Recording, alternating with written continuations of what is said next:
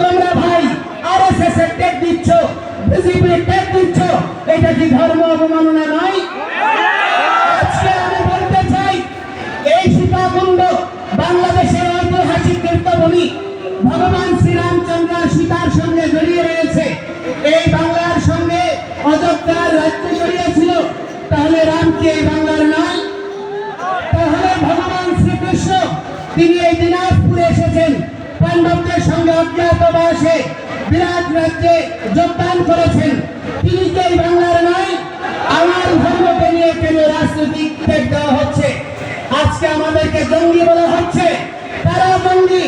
আজকে হামলা করে সমাবেশে আগত আমাদের ভক্তদেরকে হামলা করে তারা প্রমাণ করে দিয়েছে তারা জঙ্গি। অথচ কখনো ইসলামকে জঙ্গি দিচ্ছে। আরে ভাই, যে দেশ জঙ্গি বানানোর সারা পৃথিবীতে নেতৃত্ব দিচ্ছে, যে দেশ এখনো তাদের সঙ্গে জঙ্গি দমনের সহায়ক চুক্তি করে আজকে তাদের সঙ্গে কাজ করছো, যদি জঙ্গি হয় সেই ইসলামের ভক্ত কি করে আমেরিকায় গোয়েন্দা বিভাগের প্রধানের দায়িত্ব নেয়?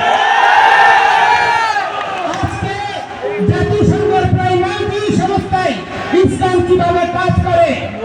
আজকে রাশিয়া, চায়না এরা একটা ভিন্ন মেরু, আমেরিকা, ইউরোপ একটা ভিন্ন মেরু, দুই মেরুতে ইসলাম কি করে সমান্তরাল ভাবে নিজের ধর্ম খ্রিস্টান আদর্শ প্রচার করে বিশ্বনন্দিত হচ্ছে।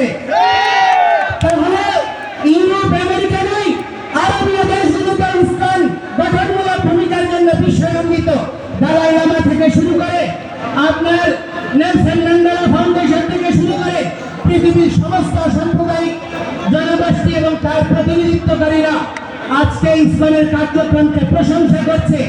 আর এই বাংলাদেশে তাকে জঙ্গি, সন্ত্রাসী, ধর্মান্ধ রূপে প্রতিষ্ঠা করার প্রচেষ্টা করছে। আমরা কি কোনো কেউ ঘরে আগুন দিয়েছি? আমরা কি কেউ ঘরে আগুন দিয়েছি? আমরা কোনো মানুষকে হত্যা করেছি? আমরা কেউ জায়গা দখল করেছি? আমাদের জায়গা, আমাদের সম্পত্তি আমরা উদ্ধার করতে গিয়ে আজকে আমাদেরকে বন্ধুদস্যু তকমা দেওয়া হচ্ছে।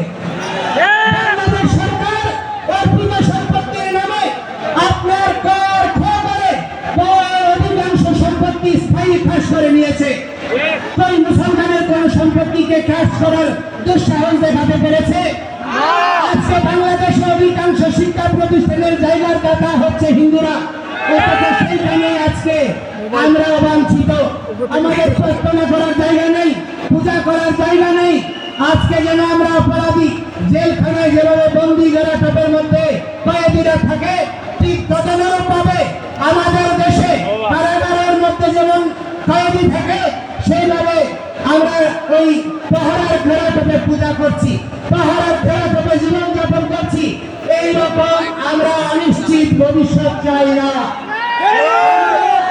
বাংলাদেশের বৃহৎ জনগোষ্ঠীর সঙ্গে একই সাথে অবস্থান করতে চাই, একসাথে চলতে চাই, একটি আদর্শিক বাংলাদেশ বিনির্মাণ করতে চাই।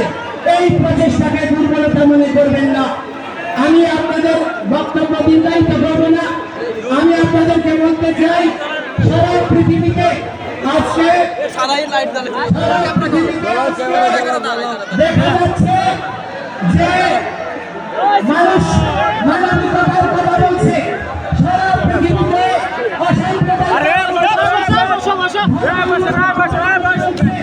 কিন্তু অতিশয় দুর্ভাগ্যের বিষয়, রাষ্ট্র ধর্ম ইসলাম করতে চায়, একটা ধর্মীয় রাষ্ট্র বানাতে চায়, কিন্তু অন্য দেশে আপনার কি করতে চায়? ধর্ম নিরপেক্ষ রাষ্ট্র চায়। এইরকম বিচারিতা আমরা সহ্য করতে পারি না। রাষ্ট্রের 4টা মূলনীতি অক্ষুণ্ণ রেখে আমাদের সহাবস্থান সুনিশ্চিত করে যদি আপনারা এগিয়ে না যান, তাহলে এই রাষ্ট্র বিভক্ত হতেই থাকবে। আমি অনুরোধ করব, বাংলাদেশের স্বাধীনতাত্তর সময় থেকে এবং স্বাধীনতার পূর্ববর্তী হোসেন শহীদ